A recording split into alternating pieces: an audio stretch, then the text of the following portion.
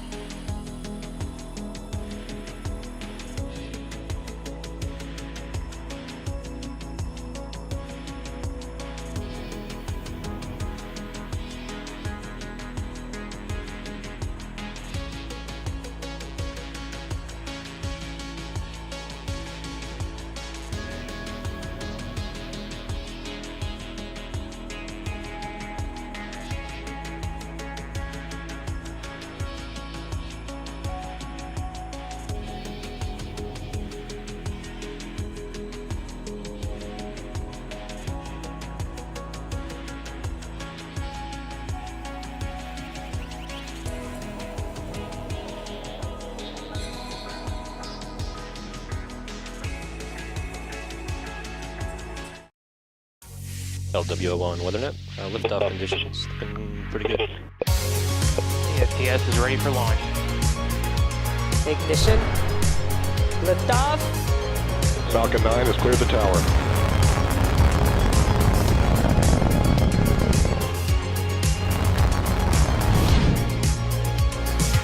Ten, 9, 8, Side booster ignition. 6, 5, 4, 3, 2, 1.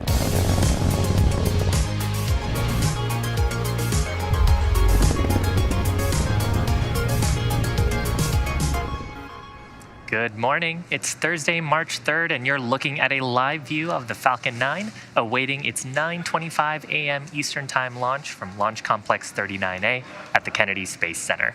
Hello, everyone. My name is Shiva Bharadwaj, and I'm joining you today right next to SpaceX Mission Control from our headquarters in Hawthorne, California.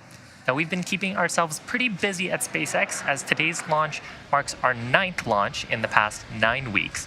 And if you've been following us, you know that Starlink is a satellite internet constellation designed and manufactured by SpaceX that can provide high-speed and low-latency internet to people living in remote and rural areas.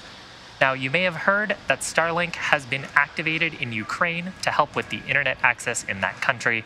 A few days ago, the Ukrainian government confirmed the Starlink kits had arrived, and we're told that they're already in use. We couldn't be more proud of all the teams that jumped in to make this effort happen, along with the many individuals locally who supported. Thank you, and we hope it helps. Our launch today will be taking 47 Starlink satellites into low Earth orbit, which is also referred to as LEO. Similar to our previous Starlink launches this year, or some of them anyway, we won't have ground station coverage during payload deployment, which means we won't have live audio or visual confirmation of payload deployment in real time. Because of that, we're going to end our webcast just after second stage engine cutoff, or SECO number 1, and we'll confirm deployment of those satellites on our social platforms once we regain ground station coverage at about T+1 hour and 19 minutes. Now, as you can see on your screen, it's a beautiful day in Florida. The weather is looking fantastic for our launch today, currently a 90% chance of favorable conditions for liftoff. In addition to the weather, the range, vehicle, satellites are all looking good for an on-time liftoff this morning. However, if for some reason we don't lift off today, we do have a backup opportunity tomorrow, Friday, March 4th, about 10 minutes earlier than today. So for now, let's take a closer look at the Falcon 9 on the pad. Now on your screen is SpaceX's Falcon 9 rocket. This specific vehicle rolled out to the launch pad yesterday morning in preparation for launch. The two-stage rocket stands 70 meters tall. That makes it 14 meters taller than the highest side of the Leaning Tower of Pisa in Italy. Starting from the bottom, we have the first stage, that's referred to as the booster. It makes up about 60% of the entire length of the Falcon 9 vehicle. You can see some of the dark soot around the lower part of the first stage. That is a remnant from its previous launches. Today's first stage is flying for its 11th time, previously having supported the GPS 3-3 mission, the Turksat 5A mission, Transporter 2, and 7 previous Starlink missions. Falcon 9 was named after the famous Millennium Falcon from Star Wars, the 9 referring to its 9 Merlin engines on the first stage, and their job is to accelerate the vehicle through the Earth's atmosphere into various orbits in space depending on the payload that we're flying.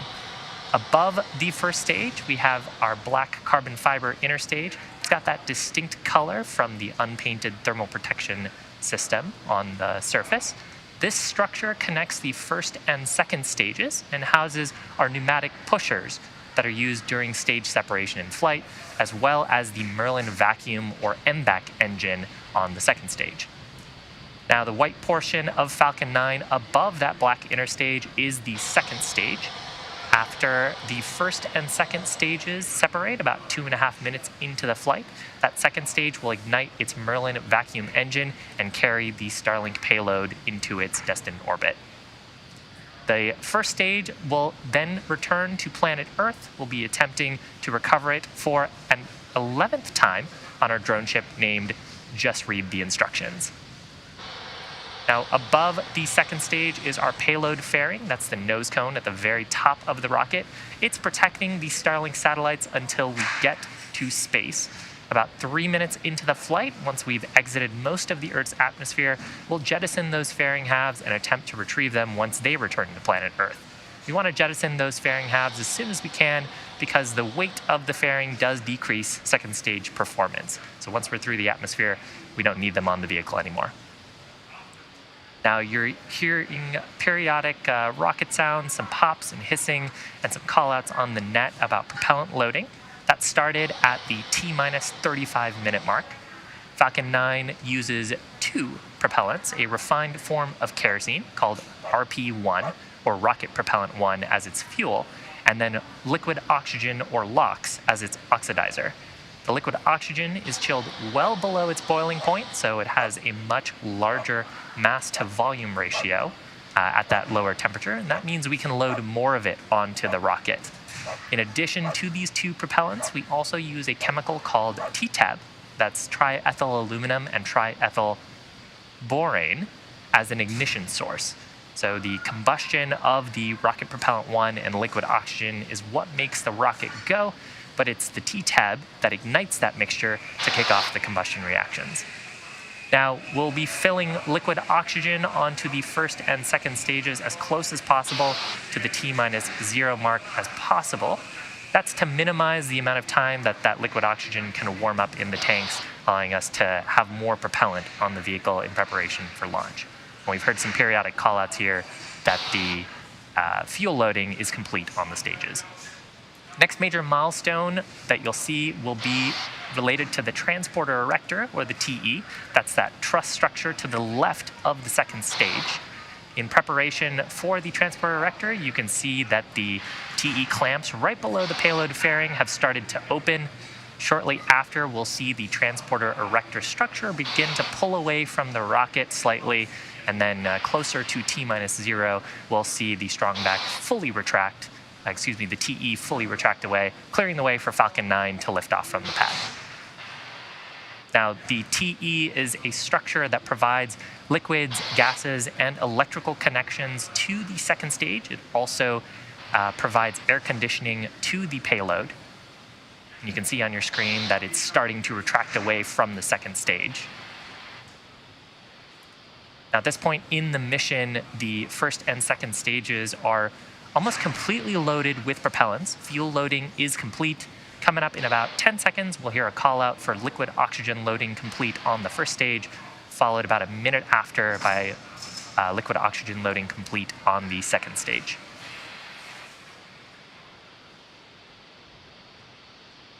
Speaking of that liquid oxygen, you're seeing some gassy clouds around the vehicle. Those are actually caused by that liquid oxygen. We periodically vent some of the gaseous liquid oxygen in the tanks to maintain the pressure as we top it up. And once that cold gaseous oxygen comes into contact with the Florida air, it actually causes water vapor to condense and forms literal clouds around the vehicle. The payload, the Starlink payload, continues to look healthy. We're not tracking any issues with this Falcon 9. Weather is continuing to look favorable, and the range is green for launch. Coming up shortly, we will have LOX loading complete on the second stage, as we're coming into T-minus 2 minutes to launch.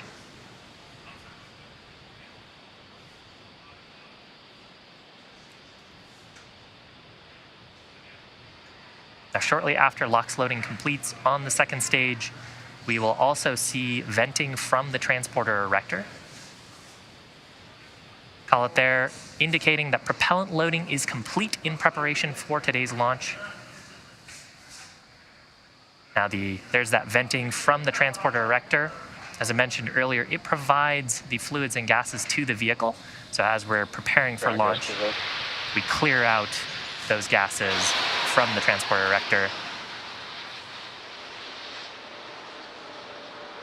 In about 15 seconds, Falcon 9 will transition to internal control by its autonomous flight computers, referred to as startup. So from there, that means that the flight computers are in control of the launch countdown through the rest of the mission. And then shortly after. Falcon 9 is in startup.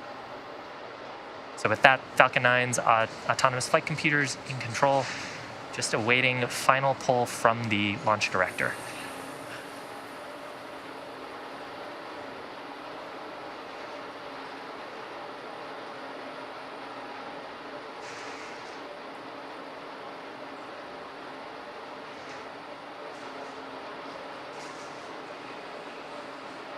T-minus 30 seconds. LD, go for launch. So just under 30 seconds to go. Launch director giving their final go for launch. Let's watch the final seconds here of terminal count as Falcon 9 takes these 47 Starlinks to low Earth orbit. T-minus 15 seconds.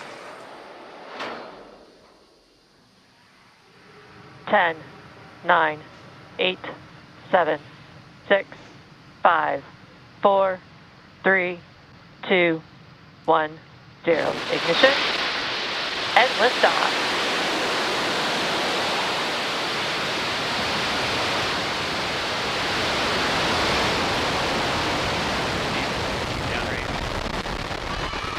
Chamber picture, Tom.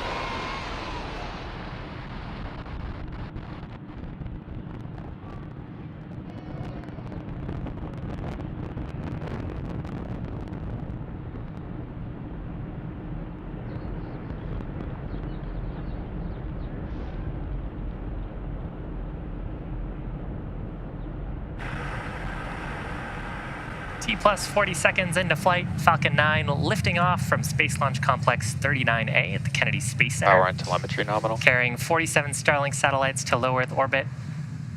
Now, we just throttled down the Merlin 1D engines in preparation for max Q. That's the point of maximum aerodynamic pressure. Falcon 9 is supersonic. That's the point when the combination of the velocity of the vehicle and the density of the Earth's atmosphere put the highest stresses on the vehicle.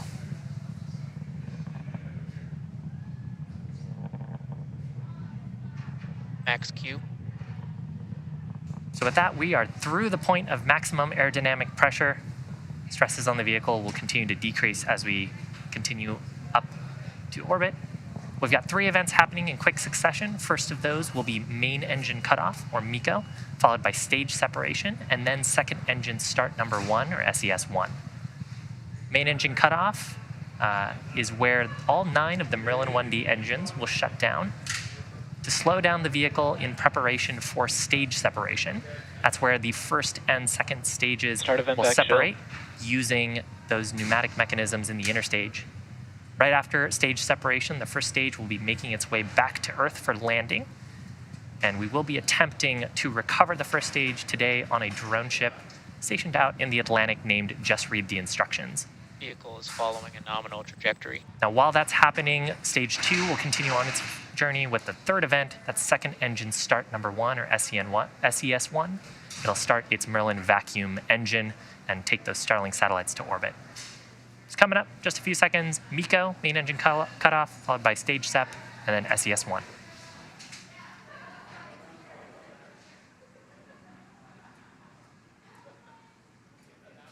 MECO. Stage separation confirmed.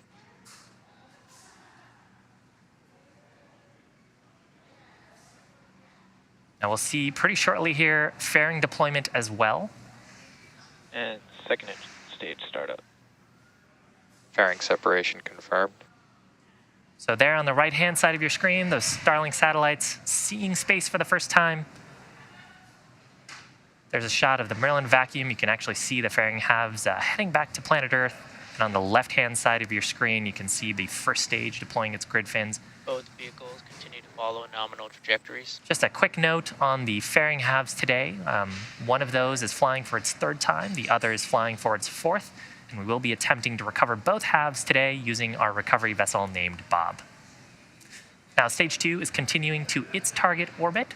The first stage, which you can see on your left-hand side, has a couple of burns to make before it can make its way back to planet Earth. First of those is the entry burn. It'll ignite 3 of its Merlin 1D engines to slow down as it re-enters the upper part of the Earth's atmosphere. And then the second burn happens much closer to touchdown on that first stage. It'll ignite just its single center Merlin engine for the landing burn. And that's what brings the vehicle speed rapidly down to 0 so we can have a soft touchdown on the drone ship. Right-hand side of your screen, you can see the Merlin vacuum engine on the second stage with some beautiful shots Acquisition of signal, of Bermuda. Earth behind us, glowing that orange color. The second stage engine will continue to burn until about T plus 8 minutes, so it's got a few minutes to go here. If you're just joining us, we had successful liftoff of the Falcon 9 at 9:25 a.m. Eastern Time from the Kennedy Space Center, Space Launch Complex 39A. On the left-hand side of your screen is a live view of the first stage with its grid fins extended, preparing for its next major event, which is the entry burn. It's making its way to a drone ship stationed in the Atlantic named Just Read the Instructions, targeting its 11th landing.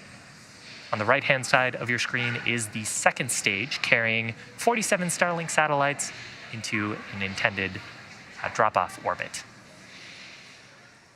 Now, those Merlin engines on the stages, on the first stage, are actually optimized for sea level.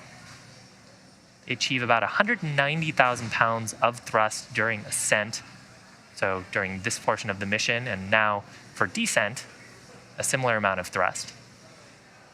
The Merlin vacuum engine is optimized for 220,500 pounds of thrust, and that's because the nozzle is significantly larger, allowing us to get more force out of the gases from combustion. You can see a couple of the grid fins on the Falcon 9's first stage on the left-hand side of your screen. Those hypersonic grid fins are near the top of the first stage. And as we get back into the Earth's atmosphere, the first stage only uses those grid fins to steer back towards the drone ship. While we're in the less dense parts of the Earth's atmosphere, you can see some periodic gas thrusters. That's from nitrogen gas. Both vehicles continue to follow nominal trajectories. And that's orienting the vehicle as we get prepared for the entry burn start, which is coming up about 20 or so seconds from now.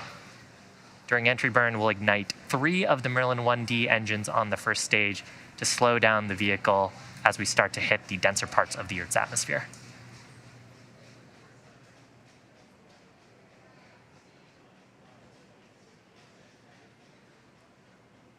Stage 1, entry burn, startup. Stage 1 FTS is safe. So confirmation of entry burn startup. Stage 2 FTS is safe. This burn lasting just about 20 seconds. You can see rapidly reducing the velocity of the first stage.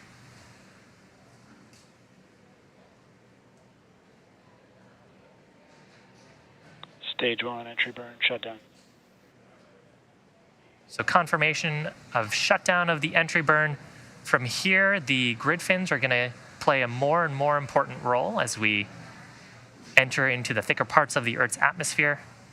And as we flew through the exhaust plume from that entry burn, we actually deposited a layer of soot on the rocket. If you've followed our missions before, you know that soot on a first stage indicates that we've flown it before. That actually comes from the Rocket Propellant 1 kerosene combustion from Falcon 9's propellants. Rocket Propellant 1 is a carbon-based propellant, so as we burn it, it generates a little bit of soot, which is deposited onto the vehicle. Now, coming up about 20 seconds from now, we'll have landing burn on the first stage.